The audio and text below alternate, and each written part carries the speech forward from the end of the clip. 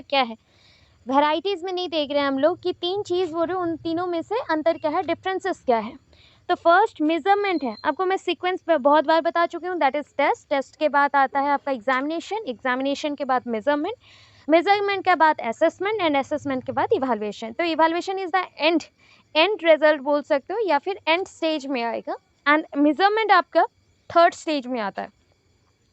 सो यहाँ पे पॉइंट्स जैसे मेंशन करेंगे हम लोग क्या, that is measurement is the method of giving score to learners after taking a test on any topic. मैंने क्या बोला था, टेस्ट और एग्जामिनेशन के बाद ही मेजरमेंट होता है। किसी को स्कोर देना है, स्कोर, ठीक है, स्कोरिंग करो, क्रिकेट का स्कोरिंग, फुटबॉल का स्कोरिंग या फिर एनी टाइप ऑफ स्कोरिंग जहाँ पे मैं आपको बस वैल्यू दे दूँ, ठीक है, वैल्यू दे दूँ। अगर 50 मार्क का एग्जाम हो रहा है उसमें से आप कितना रखे हो, तो ये एक मेजरमेंट है जिसमें हमने यूनिट फिक्स किया हुआ है कि 50 मार्क का हो रहा है या फिर 100 मार्क का हो रहा है, मार्क हमने फिक्स किया हुआ है, दैट इज कॉल्ड मेजरमेंट।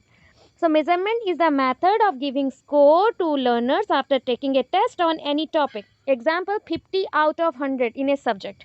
ठीक है, आपका मार्क कितना रहा एक सब्जेक्ट से, एक सब्जेक्ट में, जस्ट लाइक 100 मार्क का एग्जाम है तो 100 से आपने कितना रखा, 80 मार्क का एग्जाम है तो 80 से आपने कितना रखा। सो उसको बोला गया मेजरमेंट। मेजरमेंट क्या होता है, ये नैरो कंसेप्ट है, बहुत ही नैरो, स्पेसिफाइड हो जाता है सब्जेक्ट के बेसिस पे, कैरेक्टर्स के बेसिस पे या फिर पर्टिकुलरली कोई एक्टिविटीज़ के बेसिस पे स्पेसिफाइड हो जाता है, ठीक है, स्पेसिफाइड हो जाता है। इसलिए ये क्या है ना, निर्दिष्ट, कोई काम में निर्दिष्ट हो जाता है। जैसे मान लो कि 4 कंसेप्ट है, ठीक है, 4 कंसेप्ट में अलग अलग मार्क्स में भी आप टेस्ट ले सकते हो।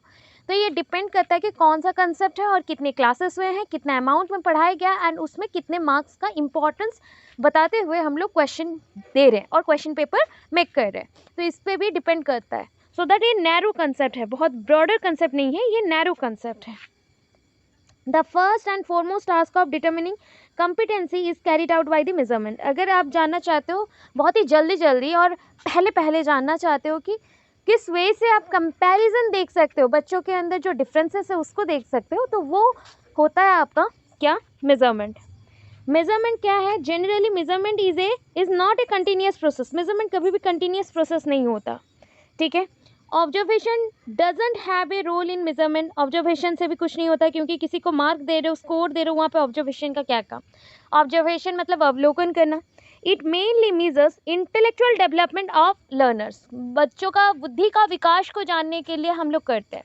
जैसे कोई स्पेसिफिक मार्क्स है एंड मार्क्स से कितना बच्चों ने रखा, एक्वायर किया या फिर अटेन किया, उसको ही बोला जाता है मेजरमेंट। अभी ये जान गए जो ये नैरो कंसेप्ट है, ये वास्ट कंसेप्ट है नहीं। अभी आ जाओ असेसमेंट एंड इवैल्यूएशन में। After analysing the score of the measurement, ये इसके ऊपर डिपेंडेंट है, ये इसके ऊपर डिपेंडेंट है, ठीक है। असेसमेंट क्या करता है ना, स्कोर जानने के बाद, मेजरमेंट से स्कोर जानने के बाद हम क्या कर सकते हैं, अगर नीड हो, बच्चों में नीड हो कि थोड़ा हम चेंज कर दे सिलेबस को, करिकुलम को, या फिर हम और थोड़ा रीइंफोर्समेंट कर दे, या फिर बच्चों में और ज़्यादा कुछ एनलार्जमेंट कर दे टॉपिक इजीली समझने के लिए, तो ये प्रोसेस को हमने क्या बोला, असेसमेंट। मतलब देखो, सपोज मैंने आपको मेज़र कर लिया, 100 में से आपने इतने मार्क्स रखे, उसके अकॉर्डिंग क्यों आपका लैकिंग हुआ या कौन से पार्ट में लैकिंग हुआ, उसको रेक्टिफाई करने के लिए मैं करिकुलम में जो चेंजेस करती हूँ या फिर मैं डिफाइन करती हूँ कि और क्या कर सके तो बेनिफिटेड होंगे, तो इसको बोला गया असेसमेंट, ठीक है, इसको हम बोलेंगे assessment. So it is a very narrow concept. The concept of assessment is broader then the measurement. Measurement से आपका जो असेसमेंट का कंसेप्ट है वो बड़ा होता है। दैट मीन्स मैंने बोला असेसमेंट किसके ऊपर डिपेंडेंट है, मेजरमेंट के ऊपर डिपेंडेंट है। नेक्स्ट पॉइंट में चलते हैं। Assessment is the middle stage of determining competency. अच्छा देखो, कौन कितना काबिल है, वो काबिलियत अगर चेक करना चाहते हो, कॉम्पिटेंसी अगर चेक करना चाहते हो, तो 3 स्टेज है। पहला मेजरमेंट, जहाँ पे स्कोर मिल जाता है। स्कोर के बाद जो चेंजेस या मॉडिफिकेशन और रेक्टिफिकेशन करने रहते हैं, जहाँ पे छोटा मोटा फीडबैक मिलता है, वो होता है आपका असेसमेंट। एंड लास्ट में जो एंड रिजल्ट दिया जाता है उसको बोलते हैं इवैल्यूएशन। तो यहाँ पे जो 3 स्टेज है, तो बीच वाला स्टेज क्या है, असेसमेंट है, जो कि ये क्या करता है ना, स्टेज ऑफ डिटर्मिनिंग कॉम्पिटेंसी, एक बच्चा कितना कॉम्पिटेंट है वो जानने के लिए। Assessment is also not a continuous process. Assessment हमेशा नहीं होता, बिकॉज मेजरमेंट हमेशा नहीं हो सकता ना, तो असेसमेंट भी नहीं हो सकता। बट इवैल्यूएशन एक कंटिन्यूस प्रोसेस है, हम कोई ना कोई उपाय से कर सकते हैं, दैट इज़ टेस्ट लेके, ओरल टेस्ट करके, पेपर पेंसिल टेस्ट करके, लॉन्ग क्वेश्चन टेस्ट करके, एग्जामिनेशन करके, एट्सेट्रा, सो दैट ये दोनों आपका मेजरमेंट एंड असेसमेंट दोनों ही क्या है, नॉट ए कंटिन्यूस प्रोसेस, ये दोनों ही कंटिन्यूस प्रोसेस नहीं है। ऑब्जर्वेशन इज रिक्वायर्ड, यहाँ पे ऑब्जर्वेशन नहीं चाहिए मेजरमेंट में, बट आपके असेसमेंट में ऑब्जर्वेशन चाहिए। ये क्या था, इंटेलेक्चुअल डेवलपमेंट चेक कर रहे थे, यहाँ पे भी इंटेलेक्चुअल डेवलपमेंट चेक करने के लिए ही करते हो असेसमेंट, ठीक है। इवैल्यूएशन पे आ जाओ। The final judgment taken on the basis of assessment is called evaluation. Final judgment, जो हम लोग पूरा चीज़ को देखने के बाद जो फाइनल जजमेंट देते हैं, जो असेसमेंट में हुआ है उसके बेसिस पे जो फाइनल जजमेंट दिए, उसको बोलते हैं इवैल्यूएशन। एंड ये जो कंसेप्ट है ना, सबसे बड़ा कंसेप्ट है, broader then measurement and assessment also. ये दोनों ही छोटे छोटे कंसेप्ट बन गए इसके अंदर, एंड ये बहुत बड़ा कंसेप्ट है। Evaluation deals with the final task. Evaluation always final point और एंड प्रोडक्ट और फाइनल टास्क के साथ ही जुड़ा हुआ रहता है।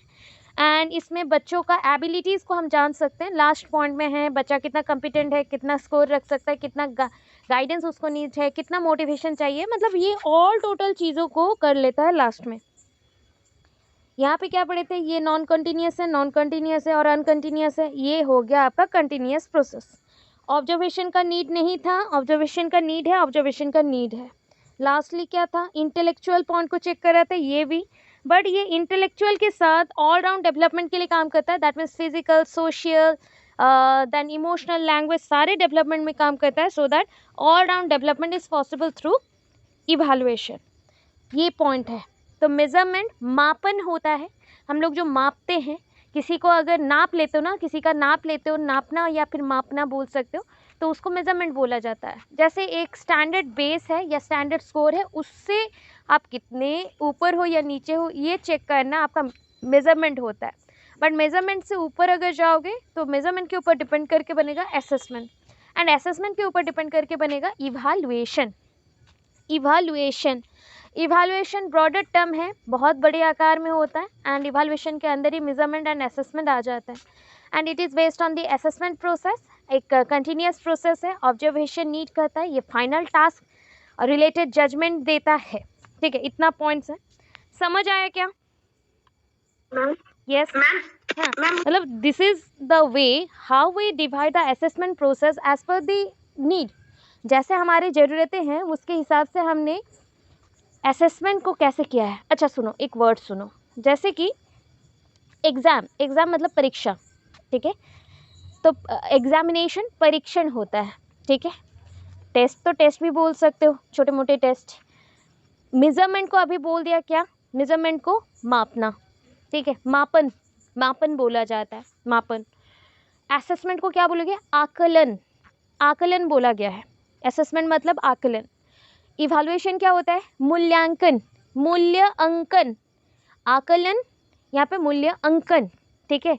वहाँ पे जैसे बोलते हैं ना, इसको आकलन करो, मतलब इसका असेसमेंट करना होता है, एनालाइज करके समझना होता है एंड फीडबैक देना रहता है, तो आकलन बोला जाता है। जैसे आप कोई चीज़ प्रोडक्ट खरीदते हो, प्रोडक्ट खरीदते हुए बहुत सारी चीज़ों को नोटिस करते हो, इन्फॉर्मेशन को कैरी आउट करते हो, एंड आफ्टर दैट उसको यूटिलाइज करके कुछ एक फीडबैक और रेटिंग देते हो। तो ये अभी क्या है बताओ, मूल्यांकन है या असेसमेंट? मूल्यांकन है, ये मूल्यांकन है। ओके। कोई हमने ऐसा ग्रेडिंग सिस्टम में जो रेटिंग दिया, रेटिंग से पहले जो किया, एनालिसिस करके फीडबैक दिया, वो क्या हो जाएगा देन? असेसमेंट होगा मैम, असेसमेंट। अगर हम लोग लास्ट में जो स्टार्स रहते हैं ना, गुड, ओर्स, बैड या फिर बेटर, जो भी रहता है, उसको अगर क्लिक कर देते हैं, वो हो जाएगा इवैल्यूएशन, ठीक है। उससे पहले तक का जो स्टेप रहता है, उसमें जो भी करते हो, जैसे कि हम लोग वहाँ पे रेटिंग देते हुए कुछ लिखते हैं कि ऐसा परफॉर्मेंस था, परफॉर्मेंस इज़ वेरी वीक और very good, and the person delivered person is very nice, well behaved, ऐसा कुछ भी लिखते हो, तो वो असेसमेंट है। उस असेसमेंट के बेसिस पे आपने लास्टली रेटिंग में क्लिक किया है, ठीक है। तो एक असेसमेंट जिसको आकलन बोलते हैं, जिसको देख के परख के करना पड़ता है। तो परखने के लिए क्या चाहिए, एग्जामिनेशन, और परखने के बाद जो आप वैल्यू देते हो, स्कोर देते हो, वो है मेजरमेंट, मापन। उसके बाद जो आप फीडबैक ट्राई करते हो, तो that feedback is assessment. But उसके बेसिस में लास्ट में जो आप पूरा रेटिंग दे देते हो कि ये पर्सन बहुत अच्छा है या बुरा है, ये वर्क बहुत अच्छा है या बुरा है, तो वो है इवैल्यूएशन। तो समझना पड़ेगा कौन से काम को क्या बोल रहे हो, ठीक है। अभी हम क्लासीफाई करने वाले हैं, तो मैं यहाँ पे 1 2 3 4 टाइप्स के क्लासिफिकेशन दे रही हूँ, ठीक है, 4 टाइप्स के। अच्छा, ऑलरेडी हम ना formative, summative, diagnostic, prognostic, ipsative, then हाँ नॉर्म रेफरेंस, क्राइटेरियन रेफरेंस इतना पढ़ चुके हैं, तो उतने को मैंने यहाँ पे नॉर्मली ज़्यादा मेंशन नहीं किया है। ये लास्ट में बस नेचर के according, nature of interpretation, self reference, norm reference, criterion reference है। अच्छा, फॉर्मेटिव सबमेटिव आया तो लिख सकेंगे ना 1 पेज, जितना इन्फॉर्मेशन था लिख सकेंगे? Yes ma'am. चलो देन ठीक है। अभी देखो टॉपिक कहाँ से कैसे चेंज हो रहा है। अभी ना ये टॉपिक्स जो है याद रखना, समझा रही हूँ, बेस दे रही हूँ आपको, बेस के बाद आप लोग पहले से भी आपके पास नोट्स हैं। ये थोड़ा सा बड़ा कंसेप्ट है। अचीवमेंट टेस्ट याद आ रहा है, पेडागोजी में किया था अचीवमेंट टेस्ट। अचीवमेंट टेस्ट मैंने ब्लूप्रिंट भी लिखवाया था उसके साथ, यस।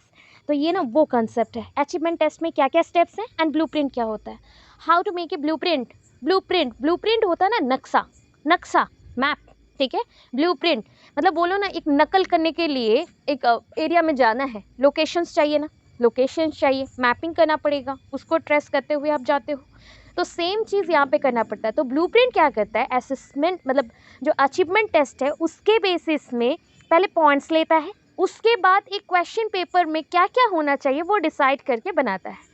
तो ब्लूप्रिंट यहाँ पे लिंक्ड अप है अचीवमेंट टेस्ट के साथ। अच्छे से सुन लो, aptitude and attitude, this are the short topics, पूरा ही छोटे छोटे टॉपिक्स है। तो देखो क्या है, पहला वाला पढ़ रहे हैं, classification of assessment based on attributes measured, जिसको हम मेजर कर सकते हैं, माप सकते हैं, नाप सकते हैं, that is the achievement, aptitude, attitude. ये 3 पढ़ना है अभी। Then classification of assessment based on nature of information gather, कौन से टाइप का नेचर है। अगर बोलो नंबर्स में अगर नेचर मिल गए, मतलब ऐसे एलिमेंट्स जो नंबर्स में मिल गए, तो बोलो वो क्वांटिटेटिव होगा या क्वालिटेटिव। नंबर्स में, अमाउंट में, अमाउंट में मैम क्वांटिटेटिव। क्वांटिटेटिव, हाँ दैट मीन्स ये हो गया मात्रात्मक, मात्रा हो गया, ठीक है, amount.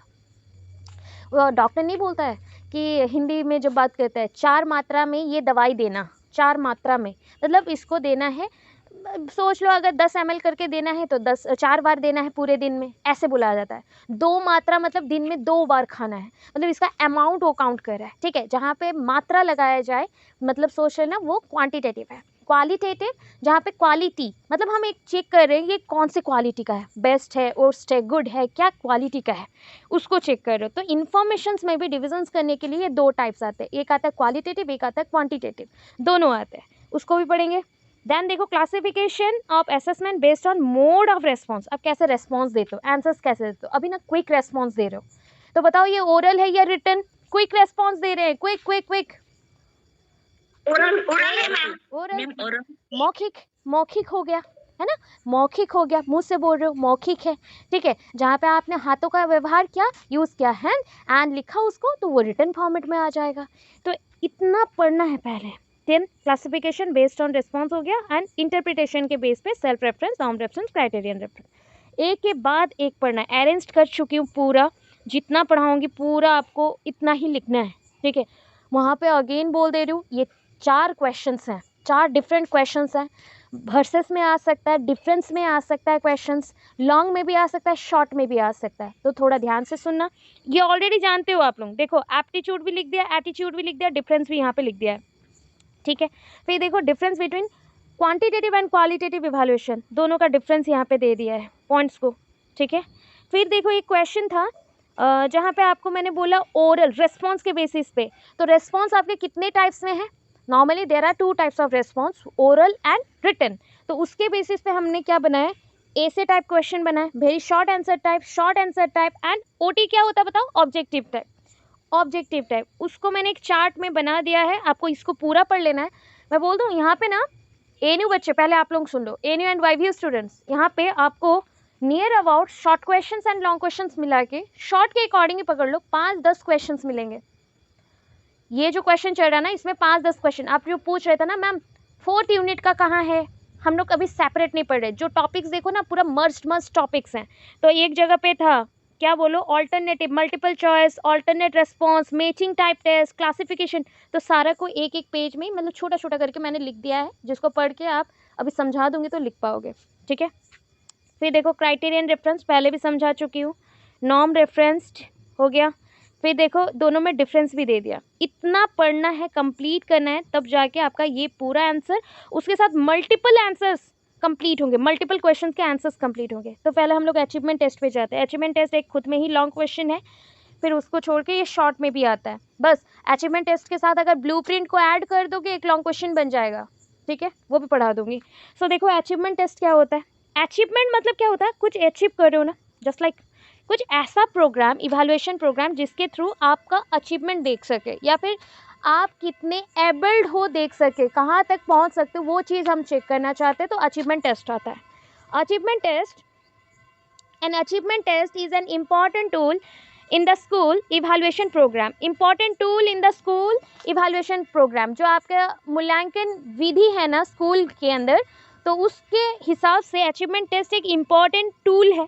It is necessary for the teacher to know how far नहीं होगा, हाउ फार होगा, how far the peoples have attend in a particular subject area. Suppose मैं आपको पढ़ा रही हूँ, अच्छा बताओ, एक सब्जेक्ट जैसे आप इंग्लिश या मैथ्स पढ़ा रहे हो बच्चों को, ठीक है, एक बच्चा मैथ्स पढ़ने आया आपके पास एंड एवरीडे पढ़ रहा है। अच्छा एवरीडे वो घर पे कुछ प्रैक्टिस भी ना करे, बस आपके पास पढ़ रहा हो, उसका इम्प्रूवमेंट है कि नहीं, होगा कि नहीं, सोचो। मैम होगा, पर कंपैरिजन कम होगा। हाँ होगा, डेफिनेटली होगा, बट कंपैरिजन में मे बी थोड़ा सा कम हो जाए, बट होगा ना। सो ये थोड़ा सा स्लो प्रोसेस है, स्लो प्रोसेस में गया कि बच्चा घर पे कुछ नहीं पढ़ रहा, प्रैक्टिस नहीं कर रहा है, बट कुछ ना कुछ तो वो सीख रहा है। एवरीडे के बेसिस पे अगर थोड़ा भी कुछ प्रैक्टिस करते हो, धीरे धीरे धीरे धीरे वो स्लो प्रोसेस में ही आपके दिमाग में आके फिक्स हो जाएगा।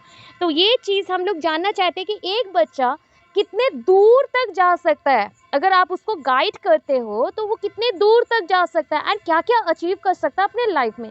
उसके लिए जो टेस्ट रहता है उसको बोलते हैं अचीवमेंट टेस्ट, ठीक है। सो देखो यहाँ पे फिर से मैं पढ़ रही हूँ। It is necessary for the teacher to know how far the peoples have attend in a particular subject area. एक सब्जेक्ट एरिया में एक बच्चा कितना दूर जा सकता है, कितना समझ सकता है, ये हम चेक कर सकते हैं अचीवमेंट टेस्ट में। Therefore achievement test is employed for measuring the amount of success, यहाँ पे ऑफ होगा, अमाउंट ऑफ सक्सेस और level of an individual in a specific field और एन एरिया ऑफ अकम्प्लिशमेंट। देखो आपका पोजीशन कौन सा है, या आप कहाँ तक जा सकते हो एंड कौन मतलब कितने अमाउंट में सक्सेस गेन कर सकते हो, वो चीज़ हम यहाँ से जानेंगे। So achievement test is post oriented. अच्छा पोस्ट ओरिएंटेड मतलब पोस्ट इवैल्यूएशन ओरिएंटेड प्रोग्राम, पहले नहीं होगा। अचीवमेंट टेस्ट होता कैसे हो, प्रोग्राम्स को करने के बाद, मतलब एक काम हो गया है उसके बाद जो आएगा वो है अचीवमेंट टेस्ट। एक काम हो चुका है उसके बाद जो होगा वो होता है अचीवमेंट टेस्ट, अचीवमेंट टेस्ट। सो अभी बताओ पोस्ट ओरिएंटेड, प्री ओरिएंटेड मतलब क्या हो जाएगा, एग्जाम से पहले या काम कंप्लीशन से पहले, यस वर्क कंप्लीशन से पहले, वर्क डन से पहले ही हो गया तो प्री हो जाएगा, वर्क डन के बाद हुआ तो पोस्ट होगा। Achievement test always work done के बाद होता है, कोई काम को करने के बाद जो टेस्ट लिया जाता है आपका सक्सेस को चेक करने के लिए, उसको हम अचीवमेंट टेस्ट बोलते हैं। या कितना दूर तक आप जा पाते हो या मतलब आप कर सकते हो, एबल्ड हो, उसको जानने के लिए आप अचीवमेंट टेस्ट लेते हैं। अभी देखो डेफिनेशन थोड़ा सा देख लो। According to Thorndike and Hagen, Hagen बोल सकते हो, HAGEN, हैजन नहीं होगा, हैगन बोल लो, ठीक है। हैजन बोलने से भी चलेगा बट स्पेलिंग अभी रॉन्ग होगा तो हैगन बोल लेना चलेगा।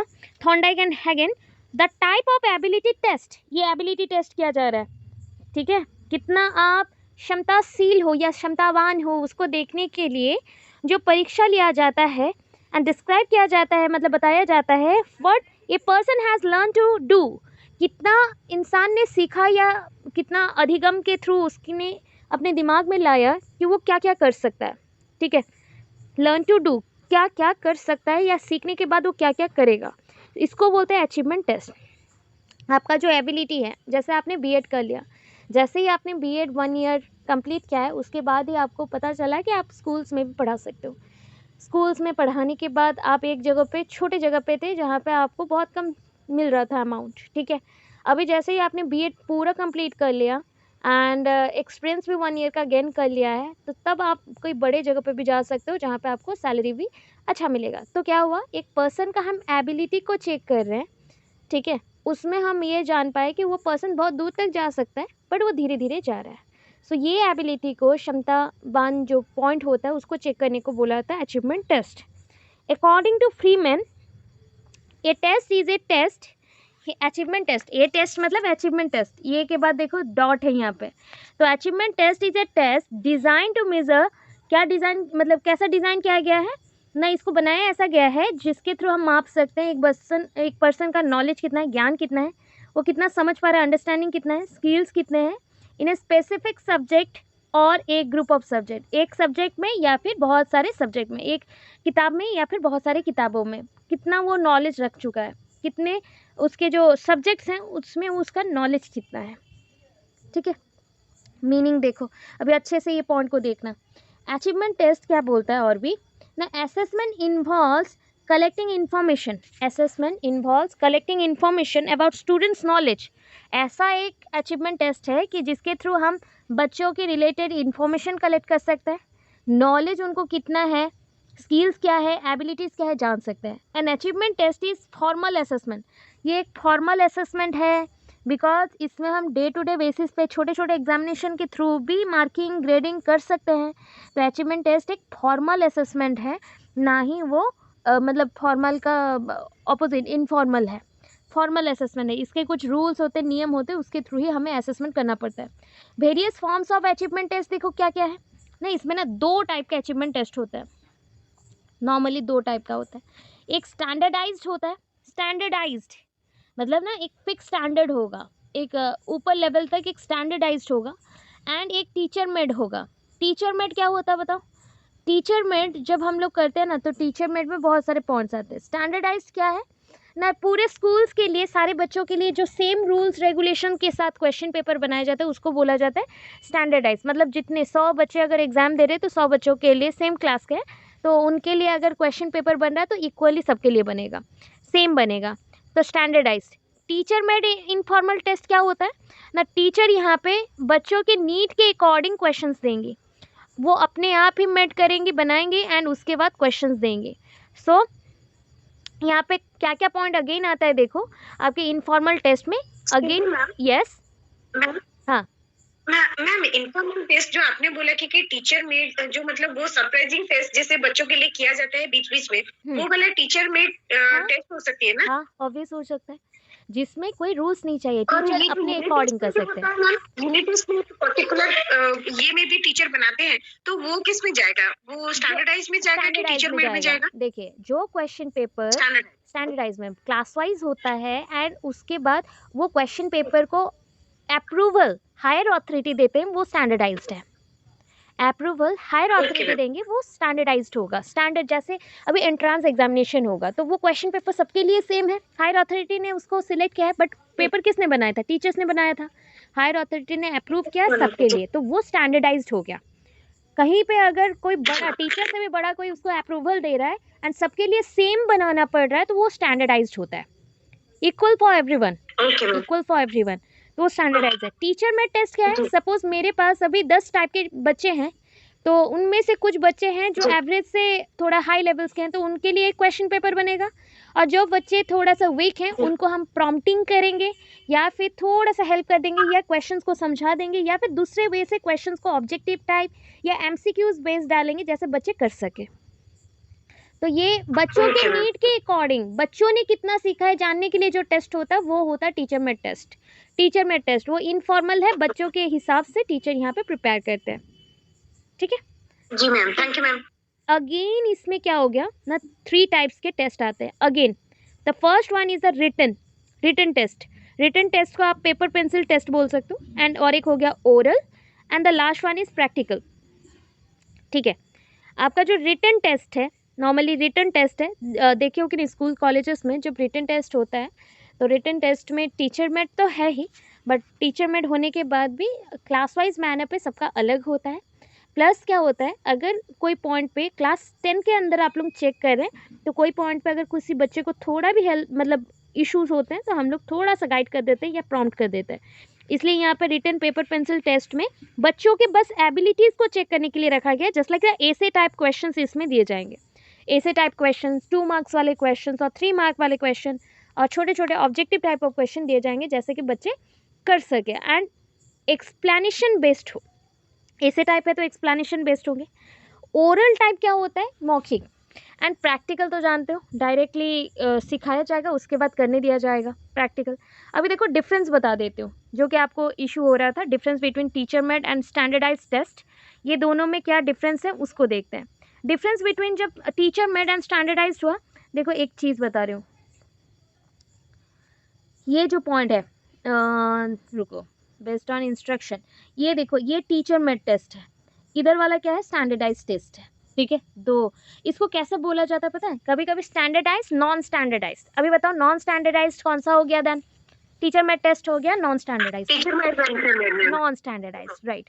तो देखो ना यहाँ पे क्या होता है, टीचर मेड टेस्ट में quality of test items, test item is unknown. देखो मुझे क्या चाहिए क्वेश्चन पेपर में या आंसर कैसा चाहिए पहले से डिसाइडेड नहीं है। कौन से टाइप का टेस्ट कर रही हूँ या क्या करूँगी जो बच्चों में इम्प्रूवमेंट हो, बस, ठीक है। देखो आप जब सबके लिए क्वेश्चन पेपर बनाते हो तो ऑलरेडी आंसर भी फिक्स्ड होता है कि नहीं, बताओ। आंसर एक होता है ना, स्टैंडर्ड आंसर होता है जो आपको हायर अथॉरिटी सिलेक्ट करके देता है, तो दैट इज कॉल्ड स्टैंडर्डाइज्ड। जहाँ पे आपको पता नहीं है कि आंसर, एंड क्या होता है जब क्लास टेस्ट करते हैं ना हम लोग, तो वहाँ पे अगर आंसर थोड़ा बहुत बच्चे खुद से लिख रहे हैं, एपियर करने को ट्राई कर रहे हैं या मॉडिफाई करके भी लिख रहे हैं, तो हम मार्क्स दे देते हैं। इसलिए वो टीचर मेड टेस्ट है, वो टीचर मेड टेस्ट है। वहाँ पे quality of test items unknown है, और अननोन, वहाँ पे टेस्ट आइटम के लिए जो क्वालिटीज़ हैं वो अननोन है, बट इसके लिए फिक्स्ड है, इसके लिए फिक्स्ड है, नोन है, सबको पता है, एक ही स्टैंडर्ड का क्वेश्चन देना पड़ेगा। दीज आर नॉट रिलायबल, ये रिलायबल नहीं है, बट दीज आर रिलायबल, ये रिलायबल है। मतलब इजीली क्या होता है, सबके लिए इक्वल रहता है। थोड़ा सा म्यूट अप कर लो, वॉइस आ रहा है, ओके। तो दीज आर रिलायबल। देखो अभी मैं अगर क्वेश्चन पेपर बनाती हूँ एंड सबके लिए बनाती हूँ, इक्वली बनाती हूँ, एंड मुझे आंसर पता है कि आंसर में क्या क्या रहना है, तो दीज आर रिलायबल, उसको मैं रिलायबल बोलूँगी, ठीक है, रिलायबल बोलूँगी। But these are not reliable, not reliable, not बोला गया तो ये पूरा क्या है बताओ, ये एक दूसरे से पता नहीं है मुझको कि क्या आंसर होगा। मे बी एक बच्चा लिखता है कि ग्रोथ ऐसा है, ग्रोथ के बाद डिफिनेशन मीनिंग लिख दिया, फिर उसके प्रिंसिपल्स को लेके काम किया। और एक बच्चा जो स्टैंडर्ड के बेसिस पे है तो उसको फिक्स है लिखना कि वो यहाँ लिखेगा meaning, definition, characteristics, then principles में जाएगा, ठीक है। हाँ, टेस्ट आइटम्स सिलेक्ट करते हो, वो नोन है या अननोन है वो भी जानना पड़ता है। देखो टीचर अगर अपने हिसाब से यूज़ कर रहा है टेस्ट आइटम्स को, डिफरेंट टाइप ऑफ कंसेप्ट्स को, एंड जो भी अच्छे अच्छे क्वेश्चन है, नोन क्वेश्चन है, बच्चों को दे रहा है, तो दैट मीन्स क्या हो गया कि यहाँ पे टेस्ट आइटम, यहाँ पे टेस्ट आइटम क्या हो गया कि इंस्ट्रक्शंस के बेस्ट हो रहे हैं, तो वो नोन टेस्ट आइटम्स हैं, नोन टेस्ट आइटम्स हैं, and which is equal for everyone, और which are equal for everyone, सबके लिए सेम होगा, ठीक है। वो टेस्ट आइटम सबके लिए सेम होगा। जैसे आप क्लास में पढ़ाते हो, आपको एनसीईआरटी में ऑलरेडी इंस्ट्रक्शंस गिवन है, तो इंस्ट्रक्शंस से ऊपर के इंस्ट्रक्शंस को फॉलो करके अगर कर रहे हैं तो उसको मैं क्या बोलूँगी, वो हो गया स्टैंडर्डाइज्ड। अगर इंस्ट्रक्शंस नहीं मिले हैं एंड आपको फ्रीडम है, आप कुछ भी पढ़ा सकते हो अपने हिसाब से, एंड टेस्ट आइटम्स अगर टेस्ट यूज़ करते हो तो टेस्ट आइटम्स का पता नहीं है, बट हम बच्चों को टेस्ट आइटम्स कुछ भी दे सकते हैं उनके नॉलेज को जानने के लिए, तो वो हो गया टीचर मेड और नॉन स्टैंडर्डाइज टेस्ट। अभी कुछ क्वेश्चन में अगर नॉन स्टैंडर्डाइज मेंशन हुआ, दैट मीन्स यही है, ठीक है। देखो again next, these are reliable, ये सारे इजीली रिलायबल होते हैं, मतलब सबके लिए सेम ही होता है, तो इंस्ट्रक्शंस जो मिलता है उसके बेसिस पे ना आंसर्स भी मिलते हैं।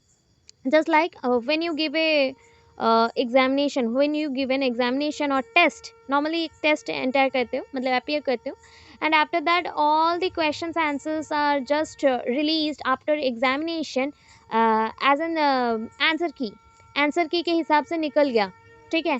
सो सोच लो वो क्या है ना, वो स्टैंडर्डाइज्ड है, मतलब इंटरव्यू में क्या आंसर्स देने से आपको करेक्ट होगा उसके लिए भी पहले से आंसर फिक्स्ड है, आंसर फिक्स्ड है, इंस्ट्रक्शन से फिक्स्ड बोला गया है, तो वो रिलायबल होता है, इजीली अवेलेबल हो जाता है, सबको समझ आता है, इजीली होता है। But these are not reliable, सबके लिए सेम नहीं होता, अलग अलग होता है, नीड अलग है, उसके according. These are flexible in administration, ये फ्लेक्सिबल भी है, बट ये क्या है, these are based on instruction, ये हायर अथॉरिटी के इंस्ट्रक्शंस आएंगे उसके बेसिस पे होगा। Scores cannot be compared with another sample और कंटेन। यहाँ पे देखो मैंने अभी बोला था ना, इसलिए अगर कहीं पे आप एग्जामिनेशन दे रहे हो एंड इस एग्जामिनेशन का आंसर की पहले से ही फिक्स्ड है तो उसको हम बोलते हैं स्टैंडर्डाइज्ड होगा, ठीक है। अगर मैं बोलूँ कि इसका कोई आंसर की नहीं है या कंपैरिजन नहीं होगा, बच्चे अपने अकॉर्डिंग लिखते जाएंगे या पढ़ते जाएंगे, उतना अगर हुआ जहाँ पे कोई भी स्टैंडर्ड नहीं है, कंपैरिजन का पॉइंट्स नहीं है, कंटेंट नहीं चाहिए, तो वो हो गया आपका क्या, कौन सा, टीचरमेट, ठीक है। ज़्यादा नहीं लिखना है, 4 से 5 पॉइंट्स का डिफरेंस दोगे, उसी को एक्सप्लेन करोगे विथ एग्जाम्पल्स, बेस्ट है, ठीक है। अभी चलो नेक्स्ट, इसका पर्पस क्या है, अचीवमेंट टेस्ट का भी पर्पस देखना पड़ेगा ना, अचीवमेंट टेस्ट क्यों करते हैं। तो पहला चीज़ तो ये है assessing the performance of the student, बच्चों के परफॉर्मेंस को आकलन करने के लिए, बच्चों का जो कार्य है उसको आकलन करने के लिए हमें चाहिए।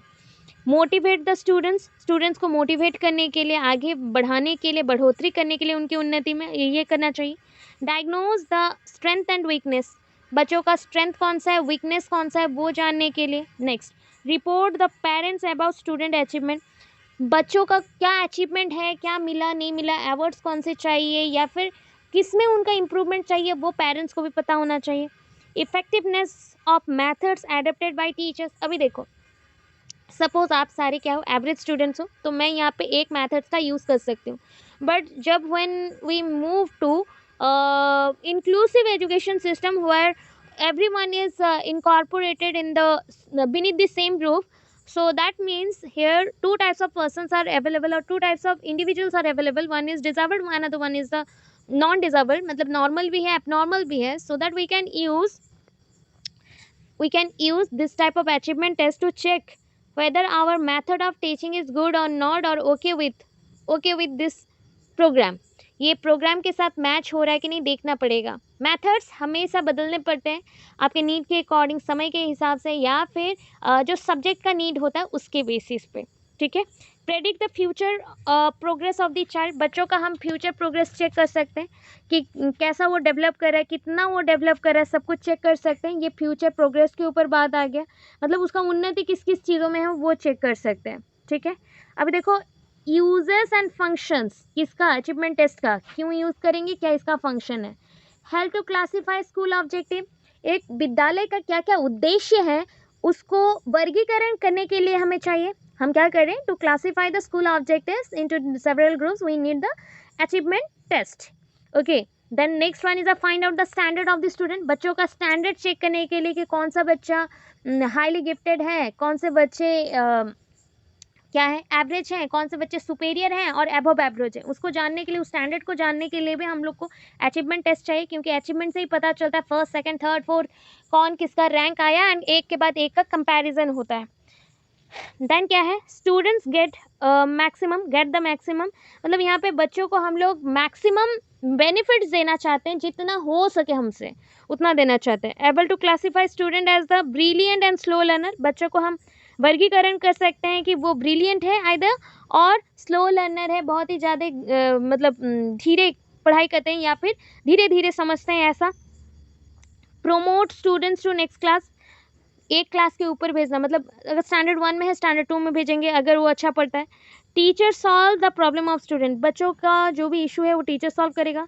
Students select student for awards, जो बच्चे अच्छे वर्क करते हैं उनके लिए अवार्ड्स भी रहता है। टू इवालुएट टीचिंग स्टैंडर्ड, अभी देखो जो स्टैंडर्ड में हम लोग पढ़ाते हैं नॉर्मली स्कूल्स में कॉलेजेस में, वो स्टैंडर्ड को भी चेक करना पड़ता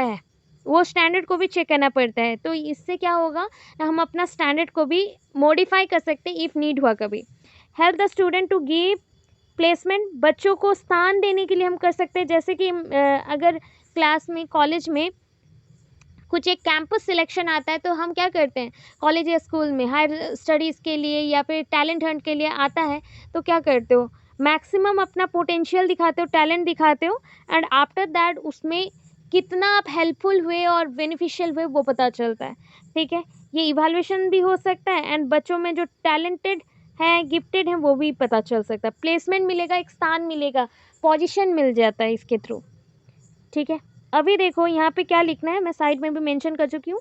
only add this point with the previous part. Previous part मतलब अभी जहाँ तक पढ़े हो यूजर्स एंड फंक्शन, उसके साथ ये पॉइंट्स को बस ऐड करना है। ये क्या है ना, steps of achievement test. These are the steps लेने हैं। पहले क्या है, प्लानिंग द टेस्ट कैसे करोगे उसका प्लानिंग बनाओ। Preparing the test, consequential questions देने हैं, प्रिपेयर करो। उसके बाद अच्छा, मैं अगर क्वेश्चन पेपर देती हूँ तो उसके अकॉर्डिंग स्कोरिंग की और आंसर की प्रिपेयर करूँ या नहीं। मार्किंग स्कीम, कैसे मार्क देना है, किसके बेसिस पे, बिकॉज स्टैंडर्डाइज है तो यहाँ पे स्कोरिंग की भी मेंशन होगा। Then administrating the test, check करना पड़ेगा कि हमको ये टेस्ट कोई हार्मफुल इफेक्ट डाल रहा है क्या। अगर नहीं डाल रहा है तो बच्चों के लिए यूज़ कर सकते हैं। Scoring the test, evaluating the test, score देना, मेजरमेंट करना, इवालुएट मतलब उसका लास्ट डिसीजन देना। तो ये 3 क्या है, PQASE, P for planning, P for preparing, P for preparing the test and preparing the score की, A for administrating भी बोल सकते हैं, एडमिनिस्ट्रेटिंग भी बोल सकते हैं, S for scoring and E for evaluating the test। जो भी टेस्ट हो चुका है उसको इवालुएट करना, ठीक है। अभी देखो एप्टीट्यूड एंड एटीट्यूड में, so it is the natural ability of an individual to perform well in a specific activity. अच्छा, आपको मैं बता रही हूँ क्या है एप्टीट्यूड। क्या होता है, सपोज सोच लो एक काम कर रहे हो, उस काम में आप कितना निपुण हो, उस निपुणता को चेक करने के लिए जो किया जाता है वो एप्टीट्यूड होता है। So it is a natural ability, आपका नेचुरल एबिलिटी है, प्राकृतिक क्षमता है एक इंडिविजुअल का to perform well in a specific activity. एक काम में आप निपुण कितने हो या कितने अच्छे से उसको कर सकते हो, वो चीज़ दिखाना एप्टीट्यूड बोलता है। एप्टीट्यूड डिटरमाइंस टैलेंट्स और suitability of an individual towards a specific skill. एक स्किल के पीछे कौशल के लिए स्पेसिफिक निर्दिष्ट कौशल के पीछे कितना टैलेंट है और कितना सुइटेबिलिटी है इंडिविजुअल को। देखो, 2 वे से आप काम करना पसंद करते हो। एक होता है वो काम आपके इंटरेस्ट का काम है, आप पसंद करते हो या टैलेंटेड हो एंड वो काम इजी लग रहा है आपको इसलिए करना पसंद करते हो। अदरवाइज सुइटेबिलिटी, हाँ ये एरिया अच्छा है, यहाँ पे रेस्पेक्ट भी है, यहाँ पे खाने पे भी मिल जाता है, तो ये सब देख के भी, सुइटेबल चीज़ों को देख के भी कभी कभी हम हाँ मारते हैं। तो ठीक है, एप्टीट्यूड इतना हो गया। एटीट्यूड देखो, so it is a person's perceptual organisation and behavioural disposition to act accordingly. देखो इसके मतलब क्या हो गया, यहाँ पे पर्सन जो भी एक्सेप्ट करता है अपने दिमाग में, एटीट्यूड उसके पीछे ही रहता है, ठीक है। सपोज मैं आपको एवरीडे देख रही हूँ, तो एवरीडे के बेसिस पे मैं आपसे मिल रही हूँ, देख रही हूँ, समझ रही हूँ, तो मेरा बिहेवियर आपके लिए जैसा है, मे बी मैं स्ट्रेंजर के साथ मिलूँ, कोई एक नए इंसान के साथ मिलूँ, उसके लिए मेरा बिहेवियर और एटीट्यूड अलग होगा। तो चीज़ों के अकॉर्डिंग, जो चीज़ों का डिमांड होता है उसके साथ हम जितना लिंकअप होते हैं उसके अकॉर्डिंग ही हम एटीट्यूड को दिखाते हैं, ठीक है। अभी देखो दोनों में डिफरेंस देख लेंगे, एक है एप्टीट्यूड, एक है एटीट्यूड। सो एप्टीट्यूड में क्या आया ना, it is a ability to solve और परफॉर्म समथिंग। एप्टीट्यूड बोला गया ना, एप्टीट्यूड मतलब क्षमता होता है वन काइंड ऑफ, एंड इसमें क्या बोला गया कि एक टाइप का एबिलिटी की कोई भी चीज़ को सॉल्व कर देना या परफॉर्म कर लेना, ठीक है, कुछ भी परफॉर्म कर लेना। एटीट्यूड क्या बोलता है, एटीट्यूड एक पर्सन का ओपिनियन है या परसेप्शन है रिलेटेड टू वन थिंग और रिलेटेड टू वन पर्सन। कोई भी चीज़ों के बारे में या कोई भी पर्सन के लिए जो आप थॉट करते हो ना, थॉट दिखाते हो, कुछ बिहेव दिखाते हो, तो वो होता है attitude. It is associated with competence, ये जुड़ा हुआ है कॉम्पिटेंस के साथ, कितना एबिलिटी है, कितना कर सकते हो उस डिमांड के according. It is associated with character, ये कैरेक्टर से जुड़ा हुआ है। It can be both mental and physical, ये दोनों हो सकता है, बट ये जो आप सोचते हो किसी एक इंसान को कि ये इंसान ऐसा है, तो उसके लिए आपका बिहेवियर ऑटोमेटिक आ जाता है, वो मेंटल ही है। टाइप्स ऑफ एप्टीट्यूड क्या है, क्वांटिटेटिव एप्टीट्यूड है जहाँ पे क्वांटिटी चेक करते हैं, वर्बल एप्टीट्यूड है जहाँ पे वॉइस जो भी बोल रहे हो उसको चेक किया जाता है, विजुअल, मेमोरी एट्सेट्रा, जो आपने देखा है, मतलब इतना टाइम तक आज सुबह से जो जो देखे हो उसके अंदर कितना चीज़ें आपके माइंड में अभी तक फिक्स्ड हैं या याद रहे हैं, that is called visual memory. ये सारा एप्टीट्यूड में ही आएगा, जहाँ पे क्षमता बताना पड़ता है या एबिलिटी दिखाना पड़ता है। टाइप्स ऑफ एटीट्यूड, 2 टाइप्स का एटीट्यूड होते हैं, पॉजिटिव नेगेटिव। एक पर्सन के लिए आप बहुत अच्छे हो तो उसके लिए बिहेवियर आपका पॉजिटिव रहता है, एक पर्सन आपको मतलब आप बिल्कुल उसे पसंद नहीं करते तो उसके लिए ऑलवेज आपका नेगेटिव एटीट्यूड रहेगा, ठीक है। नेक्स्ट पॉइंट में चलो, ये एप्टीट्यूड का है, ये एपी लिख रही हूँ, ये एटीट्यूड का एटी लिख रही हूँ। मे टू चेंज इजीली, देखो इसको अगर चेंज करना चाहते हो, आप किसी एक काम में बहुत ज़्यादा एबल्ड हो कर सकते हो, तो उसके लिए चेंजेस इजीली मिल जाएंगे। सपोज़ आपका ये काम, जैसे आप पढ़ना पसंद करते हो, तो पढ़ाई का काम दो तो आप इंटरेस्ट के साथ करोगे। अभी सडनली उससे इंटरेस्ट निकल के दूसरे काम में चला गया, तो उसके लिए भी आप बदल सकते हो। 80 में क्या है, एटीट्यूड में चेंज इजीली, ये मे टू चेंज इजीली मतलब मे और मे नॉट में रह गया, हो सकता नहीं भी, बट ये होगा ही, चेंज हो जाएगा। समथिंग डिफिकल्ट टू चेंज, यहाँ पे सारी चीज़ों को चेंज नहीं कर सकते, कुछ चीज़ें अनचेंज ही रहेंगे, अनचेंज रहेंगे। May be general to specific, attitude आपका दो प्रकार का ही होता है, एक जनरल एक स्पेसिफिक, मतलब एक बड़े आकार में देखोगे पॉजिटिविटी, एक छोटे आकार में नेगेटिविटी, एंड किसी पर्सन्स के लिए ही आप सोच रहे हो, तो दैट मीन्स ये एटीट्यूड है। इट इज़ ए इनेट टेंडेंसी, इनेट मतलब जानते हो, INNATE, इनेट मतलब बाय बर्थ जो मिलता है, दैट इज कॉल्ड इनेट। सो आपका जो एप्टीट्यूड है ना, ये बाय बर्थ भी मिल जाता है कभी कभी। It has more इनेट learn, इनेट and learn basis, ये दोनों ही है, ये इनेट भी है प्लस मतलब देख के सीखना भी होता है, लर्न बिहेवियर है, मतलब सीख लिए उसके बाद खुद ही करना स्टार्ट करते हो। इनेट है मतलब बाय बर्थ भी कुछ कुछ आता है। एटीट्यूड, अगर फादर का एटीट्यूड बहुत स्ट्रांग है तो वैसा फादर के जैसा ही बच्चा भी होगा। तो ये है, क्या हम यहाँ तक समझ गए? यहाँ से हम कल कंटिन्यू करेंगे। Thanks for watching my videos. Guys, please subscribe my channel and share with your friends and family.